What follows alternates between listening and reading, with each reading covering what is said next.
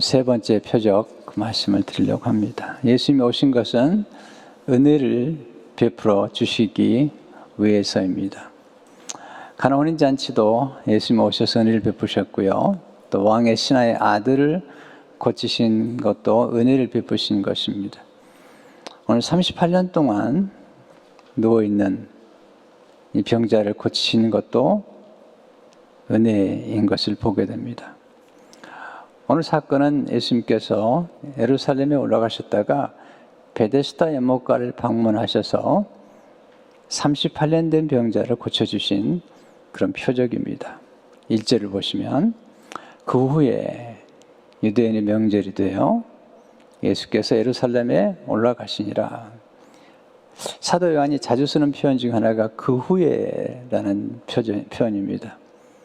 4장에 보면 왕의 신하의 아들을 고쳐주시고 그 지역은 갈릴리 가나죠. 갈릴리 지역인데 예수님께서 명절이 되시면 예루살렘에 올라가십니다. 보통 유대인들에게는 예루살렘에 올라가는 명절이 세 가지 명절이 있습니다. 유월절과 오순절과 그리고 추막절입니다.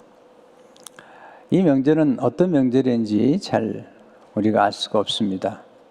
특별히 사도 요한은 유월절이라고 하는 명절을 3번 이렇게 기록을 하고 있습니다. 그래서 예수님께서 공생의 3년을 사신 것을 보여주지만 여기서의 명절은 정확하게 구분이 되어 있지 않습니다.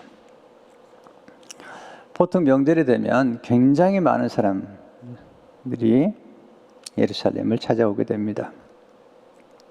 예수님께서 예루살렘 성전에 가기 전에 사람들이 잘 방문하지 않은 곳을 가게 됩니다. 그게 베데스다 연못가죠.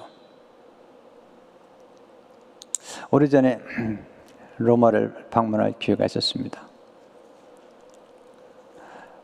이 캐톨릭에서는 베드로가 영광을 받습니다. 베드로 성당 개장하죠. 그런데 사도 바울이 순교한 그 장소는 사람들이 많이 방문하지 않습니다. 제게는 바울의 순교하는 그 장소가 큰 은혜가 되었습니다. 예수님께서 수많은 예루살렘 올라가서 수많은 사람들이 모이는 성전에 가기 전에 베데스다 연못가를 찾아가시죠. 2절을 보시면 예루살렘에 있는 양문 곁에 히브리 말로 베데스라는 못이 있는데 거기 행각 5이 있고 그 안에 많은 병자, 맹인, 다리 저는 사람, 혈기 마른 사람들이 누워 물의 움직임을 기다리니 이는 천사가 가끔 못에 내려와 물을 움직이게 하는데 움직인 후에 먼저 들어가는 자는 어떤 병에 걸렸든지 낫게 됨이러라. 자, 이 말씀 굉장히 중요합니다. 사도 요한이 이제 요한복음을 기록할 때 그냥 기록한 게 아닙니다. 장소나 숫자에 굉장한 의미를 부여합니다. 저는 이제 글을 쓰고 또 이렇게 책을 출판해 보는 경험이 많습니다. 또는 영화나 드라마를 보시게 되면 첫 부분에서 뭔가를 암시를 툭 던지고 가는 것입니다. 특별히 이제 사도 요한 같은 경우는 요한복음 1장에서 예수님이 어린 양이시다. 또 예수님은 은혜와 진리를 우리에게 주시러 오셨고 모세는 율법을, 그리고 예수님은 은혜와 진리 곧 복음을 주신다. 이것을 이렇게 던져주고 그리고 계속해서 그 당시 유대 종교와 곧 복음과를 이렇게 비교하면서 쭉 이제 지나가는 것입니다. 그러니까 이 장에서는 그 유대인의 결례를 따라 물 항아리 6개가 있었죠.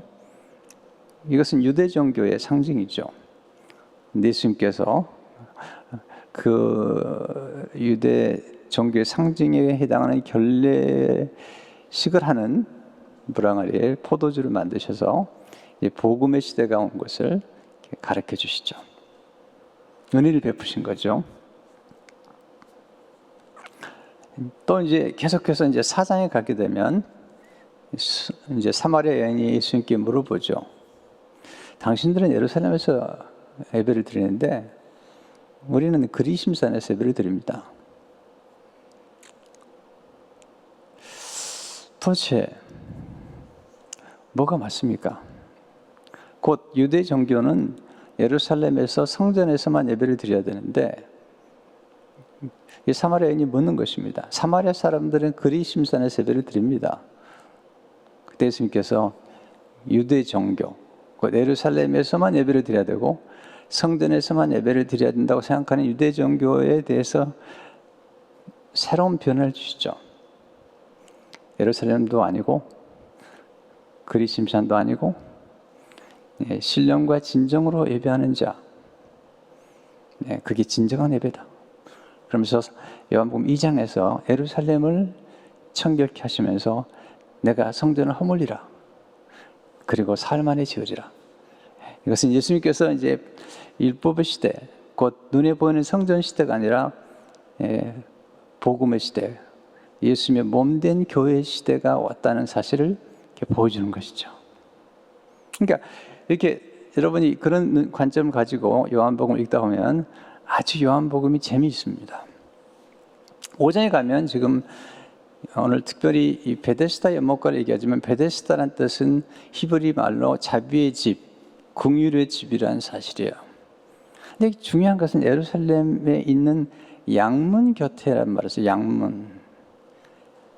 양들의 문이란 뜻이에요. 양의 문. 이 양문이 왜 중요하냐면 느헤미야 3장을 보게 되면 예루살렘 성벽을 재건할 때 많은 문이 있어요. 예루살렘 성벽으로 들어가는 많은 문들이 있는데 그 회파돼서 이제 문과 문 사이를 이렇게 건축하는 거, 재건하는 거죠. 근데 여러분 느헤미야 3장을 집에 읽어보세요. 양문, 그 sheep gate, 숨은 그러면 water gate예요. 양문은 sheep gate, 양의 문, 양문에서 성벽 재건을 시작해서 양문에서 끝납니다. 굉장히 중요한 의미를 가지고 있습니다. 여기 나와 있는 이 양문은 주로 예루살렘에서 제물로 드려질 양들을 키우고 또 거기서 키운 양들이 이제 예루살렘의 성전에 바쳐지는 것입니다. 주님께서 어린 양으로 오시잖아요. 어린 양으로 오신 예수님께서 양문을 찾아가신 것입니다. 그래서 친히 말씀하셨어요. 요한복음 10장 7절에 보면 나는 양의 문이라고 말씀하셨어요. I am sheep gate란 말을 쓰셨어요. 그러니까 이 양문은 그냥 양문이라고 보시면 안 되죠. 왜냐하면 이것은 분명히 예수님께서 어린 양으로 오셔서 어린 양으로 죽으실 그분께서 양의 문을 찾아가신 것입니다. 그리고 자비를 베풀어 오신, 은혜가 많으시고 자비가 많으신 주님께서 이 자비의 집에 찾아오신 것입니다. 거기에 행각 5이 있습니다. 이 5이라는 숫자가 중요합니다. 솔로몬의 행각. 5이 있어서 거기에 이제 사람들 가운데 많은 병자가 지금 누워 있습니다. 이 5이라는 숫자가 왜 중요하냐면 사도 요한은 이 숫자를 굉장히 중요하게 생각하는데 이 5이라는 숫자는 은혜를 상징합니다. 은혜. 오늘 찬양해 주셨는데 모든 것이 은혜이지 않습니까? 요셉이 이제 자기 형제들을 만나게 되죠. 나중에 이제 자기의 친동생 베냐민을 데려오라고 그러죠. 베냐민이 왔을 때 형제들에게 음식을 나눠주는데 베냐민에게는 음식을 다른 형제보다 5배를 더 줍니다. 또 옷을 한 번씩 나눠주는데 베냐민에게는 특별히 5벌을 줍니다. 이게 이제 특별한 사람에게 선택해 특별한 은혜를 베푸는 거죠. 자, 그러니까 지금 이 양문교태에 있는 자비의 집에 솔로몬의 행각, 네, 5이 있는데, 그 은혜가 있는 곳이죠. 거기에 병자들이 모여 있습니다. 많은 병자가 모여 있는데, 특별히 세 종류의 병자를 얘기합니다. 첫째는 시각장애인입니다. 맹인. 두 번째는 걷지 못하는 사람. 다리 저는 사람이 그러는데, 영어 보면 lame, 한 번도 걸어보지 못한 그런 사람들도 거기 있는 거예요.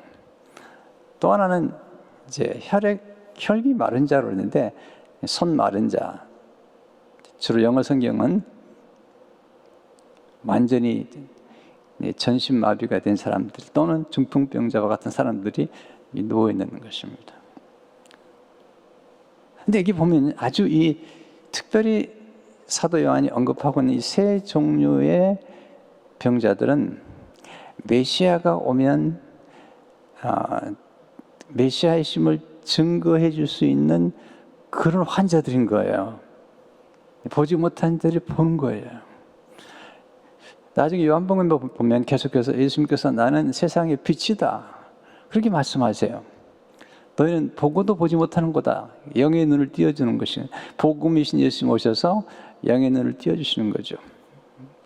여기 저는 자들은 걷지 못한 사람들이죠. 그들에게 걷게 해주시고 그들의 길이 되어주심으로 요한복음 14장 보면 나는 길이다 이렇게 말씀하시는 거죠. 이 손 마른 자, 혈기 마른 자들은 몸이 마음이 돼서 선한 행실을 할 수가 없는 거예요. 곧 하나님 말씀 따라 살 수 없는 것입니다. 자, 이것이 곧 율법의 특징이에요.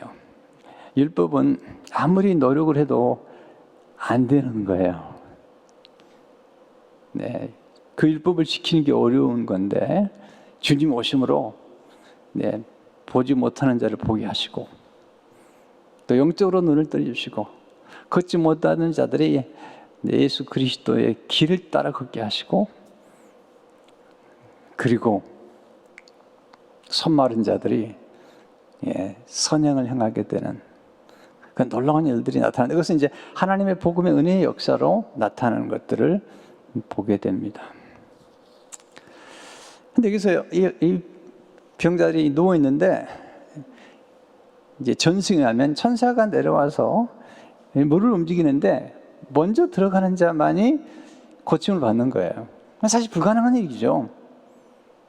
거의 다 누워 있는데 천사가 내려왔다. 이게 모르면 안 하냐면 영적으로 보게 되면 율법은 천사를 통해서 주어진 것입니다.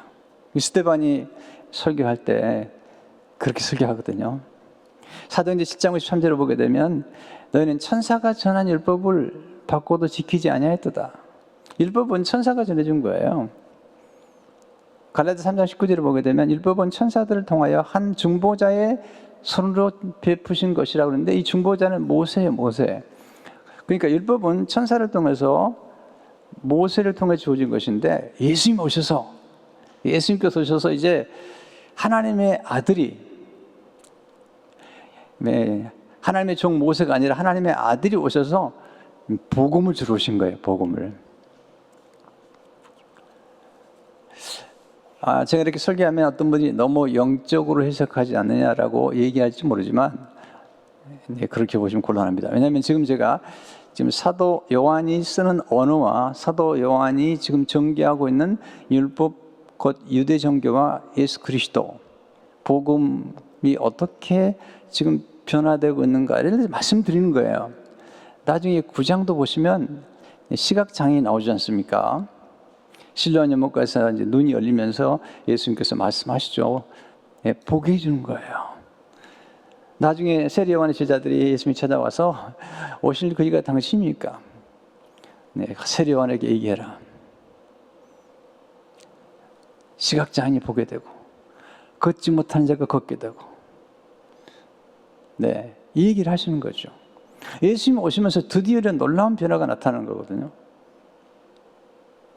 그러니까 지금 이 요한복음 5장의 이 놀라운 사건은 38년 된 병자를 고쳐주시는 이 은혜 가운데 사실은 예수님이 오시면서 이제 새로운 은혜의 시대가 왔다는 사실을 지금 말씀하고 있는 거죠. 거기서 38년 된 병자, 가장 무력하고 가장 소망이 없고 가장 절망 중에 있는 사람에게 은혜를 베푸심으로 예수 그리스도께서 은혜를 베풀어 오셨다는 사실을 지금 말씀하고 있는 것이죠. 자, 보세요.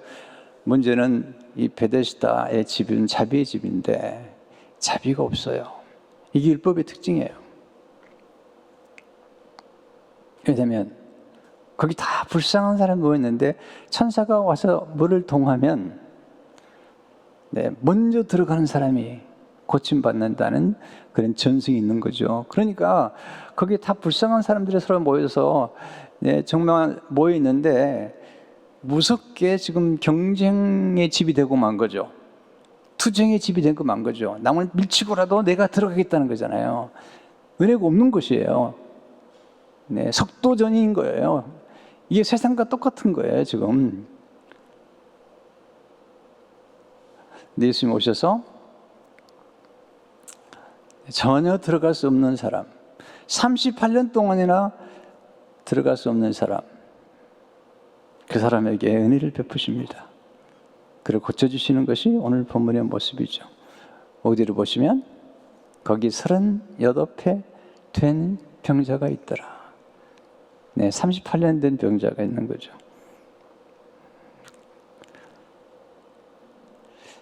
그래서 지금 38년 된 병자가 은혜를 베푸면서 사도 요한이 처음에 1장 17절에서 이렇게 말씀하고 있거든요. 율법은 모세로 말미암아 주어진 것이요 은혜와 진리는 예수 그리스도로 말미암아 온 것이라. 지금 이 말씀을 주면서 예수님 오셔서 은혜와 진리를 주는 거죠. 진리는 뭐냐면 우리를 자유케 하는 거예요. 38년 동안 지금 누워있는 한 번도 걷지 못함으로 자유를 경험하지 못했던 이 사람에게 은혜를 베풀고 예수님이 이 조그만 그 자리에 누워 감옥에 갇혀있는 이 사람을 자유케 하시는 놀라운 역사가 지금 5장에서 전개되고 있는 것을 보게 됩니다. 자, 우리가 오늘 이 본문에서 제가 좀 서론적으로 말씀을 길게 드리지만 우리가 성경을 조금 더 깊이 이해할 필요가 있고 그리고 원 저자 되신 하나님과 그리고 사도 요한이 어떻게 이 요한복음을 지금 기록하고 전개하고 있는지를 우리가 함께 알게 되면 이 말씀이 조금 열리는 것을 경험하지 않습니까? 물론 너무 깊이만 우리가 이해한다고 해서 좋은 건 아니지만 그러나 성경 그대로 이렇게 좀 접근해 가게 되면 이렇게 기록된 거다라는 사실을 알게 되는 것입니다.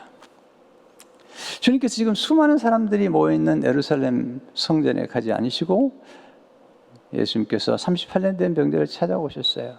이게 지금 사도 요한이 아주 재미있게 지금 이 요한복음을 증가하면서 예수님이 어떤 분인가를 말씀하고 있는 거죠. 요한복음 3장에 보면 니고데모라는 아주 부자 관원이 찾아오잖아요.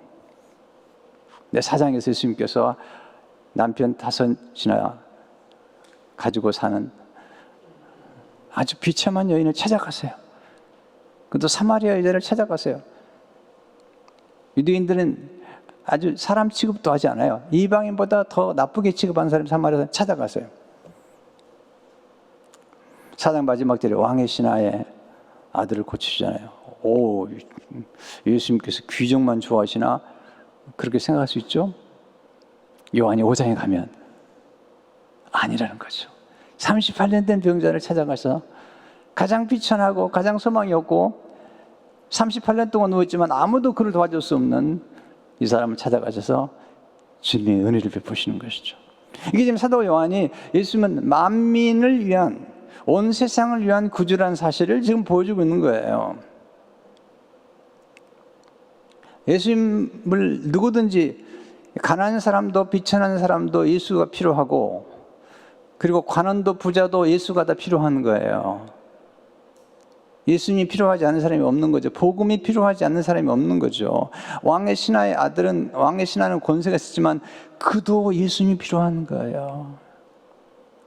권세가 해결할 수 없는 게 있고 돈이 해결할 수 없는 게 있는데 그것은 영생이죠. 하나님의 사랑인 것 복음인 것입니다. 다 가난한 거예요. 영적으로 보게 되면요. 그 얘기를 하고 있는 것입니다. 자, 근데 이 본문에서 우리가 배울 수 있는 아주 소중한 감사의 이유. 첫째로, 하나님께 선택받은 은혜에 감사하십시오. 그 많은 병자 가운데 예수님께서 38년 된 병자를 선택하시고 고쳐주신 것입니다. 왜 그런지 몰라요. 오늘 예배드리는 한 분 한 분의 삶 가운데 여러분이 하나님께 드릴 가장 놀라운 감사 중 하나는 선택받은 거예요. 제가 예수 믿고 깜짝 놀랐어요. 내가 예수님을 선택한 줄 알았는데 요한복음 15장 16절에 이렇게 말씀하는 게 너희가 나를 택한 것이 아니요 내가 너희를 택하여 세웠다고 그랬어요. 여러분 다메섹 도상으로 지금 그 당시에 사울이죠. 사울과 많은 사람들이 예수 믿는 사람들을 핍박하고 그들을 박해하고 그들을 살해하려고 죽이려고 감옥에 집어넣으려고 지금 가는 거예요. 근데 거기서 그 많은 사람들이 가는데 거기서 가장 악랄한 사울을 예수님이 선택하셔서 거꾸로 때렸어요. 이해가 안 되는 거죠. 누가? 사울이 이해가 안 되는 거예요. 가장 예수님 비판하고 있는데 나중에 고백하잖아요. 디모데전서 1장 13절에 보면 나는 비방자요. 예수를 믿는 사람들을 비방하고 예수님을 비방한 사람이에요. 나는 박해자요. 나는 폭행자였던. 그런데 나를 충성대 기사 직분을 맡기셨대요. 직분을.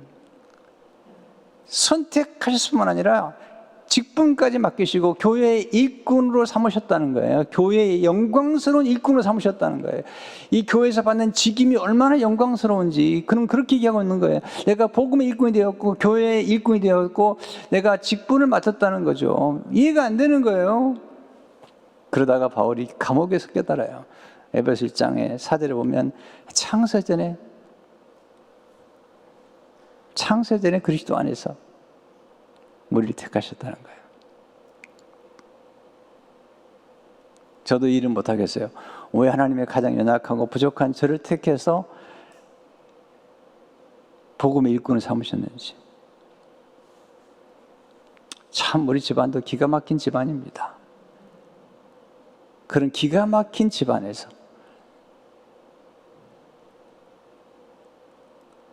가장 약한 사람이에요. 제가 얘기했잖아요. 제게 돌 사진이 하나 있는데 내가 돌 사진 커가지고 보니까요. 빨가벗겨 놨더라고요. 왜 빨가벗겼냐면 계속 설사를 하는 바람에 또 보자고 하지 마세요. 그렇게 약하게 태어난 사람. 바울이 말하잖아요. 나는 만삭 되기 전에 태어난 모자란 사람이라는 거예요. 그런데 선택을 받은 거죠. 여러분도 저도 선택을 받은 거예요. 대단해서가 아닙니다. 우리는 폭행자입니다. 회방자입니다.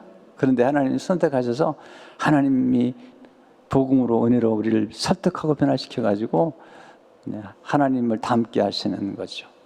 직임을 맡기신 거죠. 다음 주일 저희 교회에 임직식이 있습니다. 임직을 받은 분들이 그 임직의 영광을 알까 궁금해요. 그 임직의 영광스러움을 알까?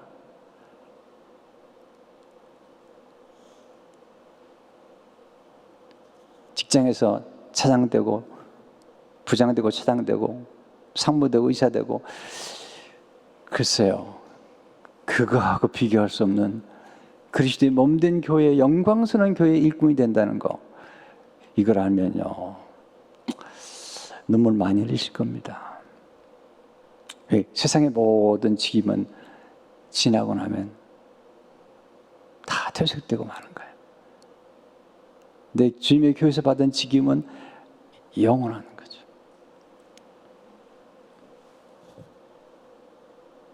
번째, 예수님께서 우리 안에 심어주신 소원에 감사하셔야 돼요. 예수님이 물어봐요. 38년 된 병자에게 6절을 보시면 내가 낫고자 하느냐? 전 이 질문이 너무 충격스러워요.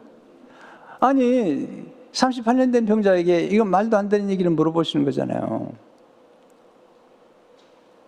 왜 물어보셨을까요? 어떤 사람들은 아파 있는데 낫고 싶어 하지 않아요. 그래서 엉뚱한 대답을 해요. 7절을 보시면 병자가 대답하되 주여 물이 움직일 때에 나를 못에 넣어주는 사람이 없어 내가 가는 동안에 다른 사람이 먼저 내려가나이다. 예수께서 물어보시기는 낫고자 하느냐. 많은 분들이요 책임을 감당하기 어려우면 그냥 아파버려요. 여러분 아파버리면 그 진짜 누워버리잖아요. 그럼 책임질 필요가 없는 거야. 폴 트루니가 그런 말 하죠. 대부분의 사람들은 스스로 죽어갈 뿐이다. 아파버려요 그냥. 아이들이 가끔 보면 옛날에 학교 가기 싫으면 아파버려요 그냥. 일하기 싫으면 아파버려요. 스스로 병을 불러들이는 거죠. 예수님께서 말씀하신 거죠. 내가 낫고 내가 책임적인 존재로 살아갈 수 있겠느냐. 너만 인생을 살아가는 게 아니라 다른 사람까지도 도울 수 있는 그런 사람. 여러분 인생을 책임지고 산다는 것은 굉장히 중요한 겁니다. 우리가 이 땅에 살면서 가장 중요한 것은 살아남아 있는 거예요. 뿐만 아니라 우리의 삶을 풍성하게 만들고 다른 사람의 삶도 풍성하게 만드는 것이죠. 주님은 물어보세요. 가끔 소원을 물어보세요. 시각장애인이 예수님 찾아와서 누가복음 18장 39절에서 이렇게 말씀하죠. 다윗이 하신 예수님 나를 불쌍히 여기소서. 주님이 놀랍게 질문하세요. 41절에 보면 내게 무엇을 하여주기 원하느냐. 41절 주여 보기를 원하나이다. 42절 예수 그리스도의 믿음 보라 내 믿음이 너를 구원하느니라 하시매.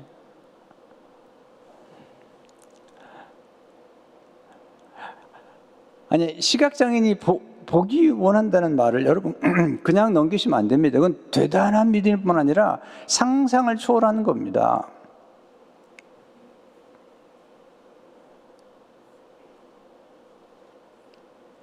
어떤 믿음은요 우리가 볼 때 굉장한 믿음인 거죠.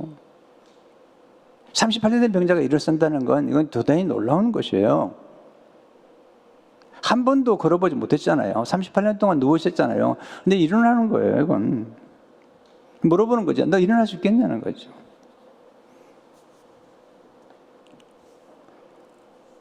이 시각장애인이 고백했던 믿음, 놀라운 믿음은 뭘까요? 믿음은 예수님을 향한 강렬한 소원이에요.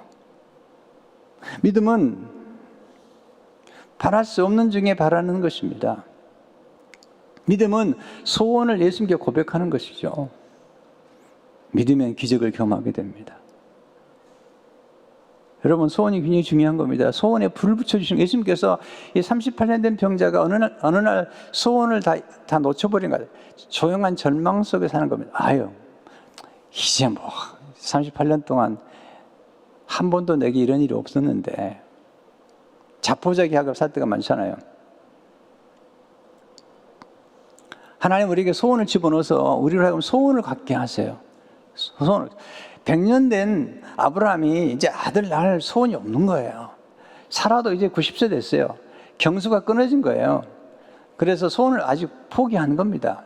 하나님이 찾아오셔서 나는 전능한 하나님이다. 엘샤다야. 내년 이맘때면 아들을 낳을. 사라가 웃어요. 픽 웃어요. 농담이 좀 하나님 지나치십니다. 하나님 말씀하시죠. 너 왜 웃느냐? 이제 사라가 당황해가지고 안 웃었습니다. 하나님도 만만치 않죠. 너 웃었느니라. 나중에 그래서 그 아들 이름을요 웃음이라고 지어준 거예요. 네. 하나님 우리를 찾아오셔서 소원 주시는, 우리에게 소원을 주신 분도 하나님이세요. 빌립보서 2장 13절을 보게 되면 너희 안에서 행하시는 이는 하나님이시니 자기의 기쁘신 뜻을 위하여 너희에게 소원을 두고 행하게 하시는. 여러분, 소원은 갈망입니다. 소원은 동경하는 것입니다. 소원은 에너지입니다. 우리 삶의 꿈이요 비전입니다. 얼마나 중요한데요. 우리를 견디게 하고 버티게 하는 능력이죠. 장애물을 극복하게 하는 능력이에요. 세 번째, 주어진 삶에 책임감을 갖고 살게 하시는 은혜에 감사하세요.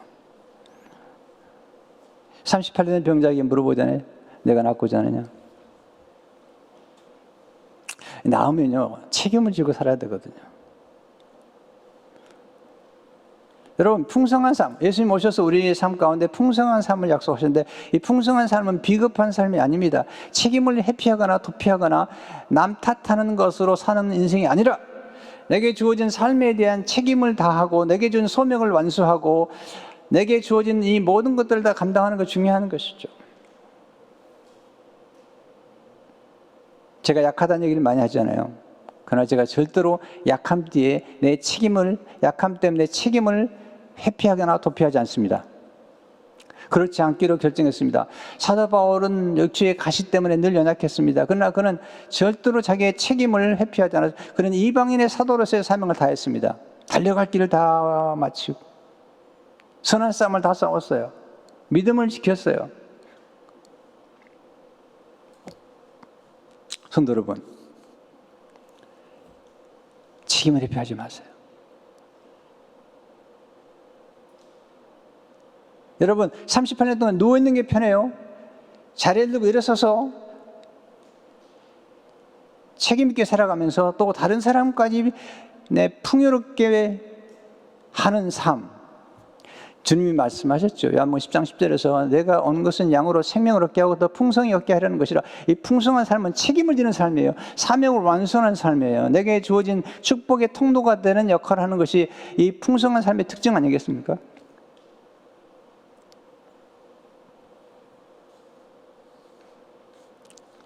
톰 라이트가 요한복음에서 이렇게 얘기해요. 주석이죠.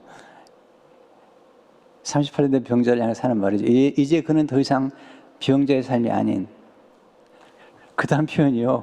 참, 이전보다 훨씬 더 힘겹지만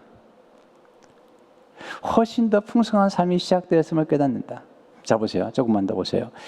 더 이상 병자의 삶이 아닌, 이전보다 훨씬 더 힘겹지만 훨씬 더 풍성한 삶이 시작되었음을 깨닫는다. 저는 그 영화를 자주 보는 사람은 아니지만 제가 본 영화 가운데 가장 인상적인 영화가 몇 개 있어요. 그 중에 하나가 쇼생크 탈출이라는 영화예요. 굉장히 복음적인 영화예요. 자세히 보시면요. 쇼생크 리뎀션이라고 했어요. 탈출한 말을 리뎀션이라는 표현을 썼어요. 그 영화에서 굉장히 놀라운 장면들이 많이 나오죠. 피게로 결혼 이런 곡을 틀고 여러 가지 기가 막힌 스토리가 많은데 그 중에 하나 저로 하여금 가장 깊이 하게 만들었던 장면이 나오죠. 거기에 보면 브룩스라는 인물이 나와요. 감옥생활 40년 만에 40년 감옥생활에 가석방을 해요. 여러분, 석방됐어요. 자유를 경험하는 거예요. 근데 자유를 누리며 살아가야 될 인생이 너무 힘든 거예요. 왜냐하면 감옥에서는 밥도 주고 옷도 주고 나름대로 감옥 내에도 우정이 있고, 근데 나와서 혼자 살려고 하니까 너무 힘든 거죠. 마켓에서 일을 하는데 아무리 열심히 해도 살기 힘들어요. 너무 외로워요. 너무 힘들어요. 이 자유를 가지고 산다는 게 너무 어려운 거죠. 결국은 스스로 목숨을 끊어요. 지금 너무 큰 충격으로 다가왔습니다. 여러분, 자유라는 것은, 우리가 자유를 얻었다는 것은 선택하고 책임을 져야 된다는 것을 의미해요. 예수님께서 아들이 너희를 자유케 하면 자유케 한다고 말씀했는데 이 자유가 지키고 누리는 게 어렵습니다. 북한에서 내려오는 사람들이 남한에서 너무 힘들어합니다. 와보니까 경쟁이 심해요. 이 자유 속에 사는 게 쉽지 않아요. 만만치 않거든요. 이스라엘 백성들이 출애굽을 한 다음에 자유가 주어졌잖아요. 가나안 땅을 정복해야 돼요. 근데 좋아하지 않아요. 다시 감옥 같은 고센 땅으로 돌아가기 원하는 거죠.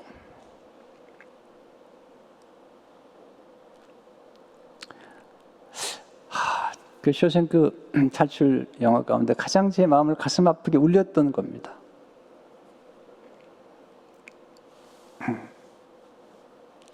여러분 스스로 아파버리지 마세요. 물론 그럴 분은 없겠지만 어떤 분은 시어머니가 너무 힘들게 하니까 아파버려요. 남편이 너무 힘들게 하니까 아파버려요. 물론 꼭 그렇다고 제가 단정하지는 못해요. 미안해요. 혹시 오늘 설교 듣는 가운데 나보고 하는 얘기 아닌가? 이런 분이 계시다면 오해입니다. 네.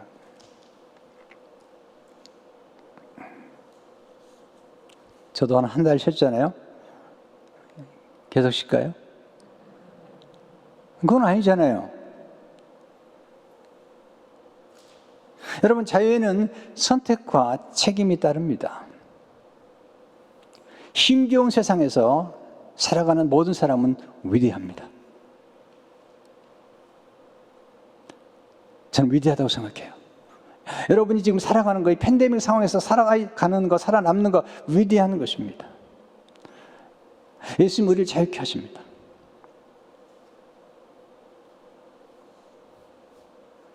병자가 갇혀있던 감옥에서 그는 자유를 경험합니다. 그 침대로부터 그 침대가 거의 감옥이었어요.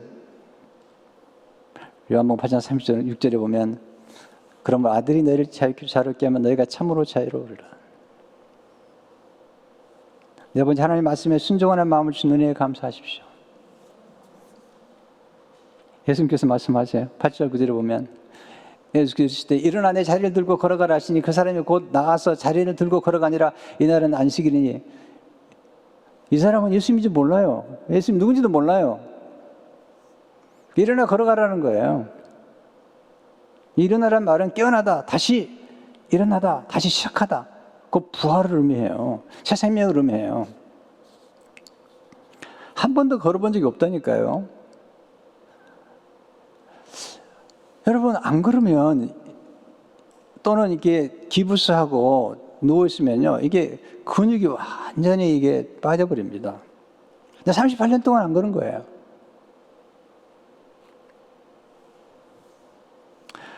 제가 지금 그 시술 받고 조금 누워 있었더니요. 그리고 이제 심장 시술 받아서 조심스러우니까 한참은 운동을 못 했어요. 점점 근육이 빠지는 거예요. 안 되겠더라고요. 요즘은요, 하루에 10,000보 이상 걸어요. 10,000보 이상. 어제도 한 12,000보 걸었어요. 왜? 앞으로 서서 설교를 해야 되는데 이 근육이 너무 빠진 거예요. 근데 38년 동안 누워 있었는 거죠. 주님이 누군지도 몰라요. 지금 이 사람은 나중에 몰라요. 근데 순종함으로 일어서는 거죠. 이게 은혜거든요. 마크 베터슨이 이렇게 말을 해요. 이 병자가 땅 위를 걷는 것은 예수님이 물 위를 걷는 것에 못지않은 기적이다. 38년 된 병자, 근육은 다 풀려버렸고. 여러분 기부스하고요, 몇 주만 지나도 근육이 쫙 뻗더라고요. 재활해야 돼. 여러분 에스겔 골짜기의 마른 뼈 기억하시죠? 하나님 역사하시니까 놀라운 일이 벌어지죠. 이 뼈 저 뼈가 들어봤고 뼈들이 서로 연결되고 힘줄이 생기고 살이 오르고 그 위에 가죽이 덮이는 그 속에 생기가 없더라. 근데 나중에 생기를 불어넣죠. 예수님께서 한 말씀, 천지를 창조하신 주님께서 바로 이 사람에게 일어나라고 말씀할 때 그 순식간에 놀라운 일이 벌어진 거죠. 근육이 생기고 생기가 새서 일어난 거죠. 오랜 기다림 중에 받은 풍성한 은혜를 감사하십시오. 저는 이런 생각이 들었어요. 38년 기다릴만 하다. 예수님 만났으니까. 오래 기다린 보람이 있는 것 같아요. 여러분, 힘들다고 너무 쉽게 포기하지 마세요. 조금 더 버티세요. 조금 더 기다리세요. 하나님은 참는 사람에게 복을 주시는 거예요. 아브라함이 오래 참아 약속을 받았잖아요. 히브리서 6장 14절 15절을 보게 되면 이르시되 내가 반드시 너에게 복 주고 복 주며 너를 번성하게 하고 번성하게 하리라 하셨더니 그가 이같이 오래 참아 약속을 받았느니라. 예수님은 가장 적합한 때에 찾아오세요. 조금 더 기다리세요. 조금 더 버티세요. 조금 더 인내하세요. 조금 더 충성하세요.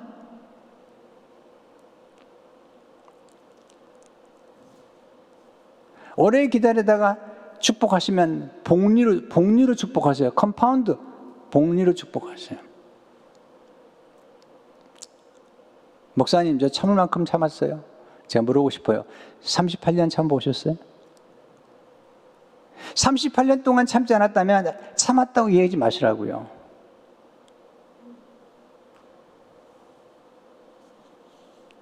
유대인들이요, 안식일에 이 사람이 자리를 두고 일어섰다고 시비 걸어요. 물어봐요. 너 어떻게 된 것이냐? 11절에 나를 낫게 한 그가 자기를 자리를 들고 걸어가라 하더라. 누군지 몰라요. 예수님 찾아오셔요. 나중에 14절에 보라 내가 나았으니 더 심한 것이 생기지 않게 다시는 죄를 범하지 말라. 이 말을 왜 하시냐면요, 9장에서 나면서부터 보지 못했던 시각장애인에게는 이 말씀 안 하세요. 근데 이 사람에게는 어떤 죄가 있었던 것 같아요. 그래서 죄를 범하지 말라, 그렇게 말씀하신 거죠. 여러분, 축복은 죄를 지으라고 주신 것이 아닙니다. 건강한 다음에 죄를 지으라고 주신 게 아니라니까요. 축복에는 책임이 다릅니다. 축복은 사명이죠. 축복을 전도의 기회로 삼으시고 축복을 만나는 사람들에게 예수님을 증거하셔야 돼요. 이 사람이 다 나은 다음에 유대인들에게 말해요. 5장 15절을 보게 되면 그 사람 유대인들에게 가서 자기를 고친 이는 예수로 하니라. 유대인들에게 가서 예수님 증거해요. 어떤 사람들은 그렇게 얘기하더라고요. 이 사람이 그 사이에 예수님을 고발했다. 네, 안식일 범한 그런 문제로 자기를 시비를 거니까 예수를 고발했다고 얘기하는데 저는 그렇게 보지 않아요. 하영재 목사님은 뭐라고 말씀하시냐면 요한복음에서 이 사람은 전도했다는 거예요. 유대인들이 가서 예수님을 증거했다는 거예요. 저는 하영재 목사님이 강의한 것이 맞다고 생각해요. 왜냐하면 이 문맥을 보시면 이 지금 그 사도 요한의 표적의 문맥의 패턴은 세 가지라니까요. 표적이 있고요, 믿음이 있고 생명이 있는 거죠. 자, 그러니까 5장에서도 주님께서 38년 병들을 고친 다음에 그 다음에 이어지는 안식일 논쟁과 함께 요한복음 5장 24절에서 놀라운 얘기를 하세요. 내가 진실로 너희로니 내 말을 듣고 또 나 보내실 믿는 자는 영생을 얻었고 심판에 이르지 않으니 사망에서 생명으로 옮겼느니라. 25절을 보시면 죽은 자들이 하나님의 아들의 음성을 들을 때 원하니 곧 있더라 듣는 자는 살아나리라. 자, 38년 된 병자가 사실 죽었던 거와 똑같은 사람인데 지금 생명을 얻은 거죠. 그리고 하나님의 아들의 음성을 들은 거죠. 하나님의 음성을 듣고 일어선 거잖아요. 그렇기 때문에 가서 예수님 증거하고 있는 거죠. 저는 그렇기 때문에 이 사람이 예수를 고발했다는 생각보다는 이 사람이 예수를 증거하는 거죠. 유대인들이 믿든 안 믿든 증거하는 거죠. 그런 사망에서 생명으로 옮긴 바 되었고 그는 살아나는 것입니다. 성도 여러분, 선택받은 은혜 정말 감사한 거죠. 또한 우리에게 소원을 주신 하나님께 감사해야 돼요. 저는 늘 소원이 제 안에 있거든요. 좋은 소원이 있어요. 또 책임감 있는 삶을 살고 싶어요. 저는 책임을 회피하거나 교회에서 일어나는 어떤 일도 항상 제가 책임을 지려고 해요. 지도자는 책임지는 사람이에요. 문제만 말하는 사람은 지도자가 아닙니다. 아니, 문제를 말하고 문제를 일으키는 것은 지도자가 아닙니다. 지도자는 누구죠? 문제가 있으니까 책임을 지는 거예요. 옛날에 한 목사님 그런 얘기 하더라고요. 누가 똥을 쌌어요. 교회 안에다가. 어떤 사람이 와서 똥 냄새를 맡아본대. 누군가. 어느 사람 몇 시에 놓지? 어느 사람 소문을 내는 거예요. 다 교회가 똥 있다고. 어떤 사람은 똥 치우는 거예요. 똥 치우는 사람이 지도자인 거예요. 똥 치우는 사람이 목사고 장로인 거죠. 장로님이 왜 장로가 되는 거죠? 똥 치우려고. 책임지려고. 목사님 큰일 났습니다.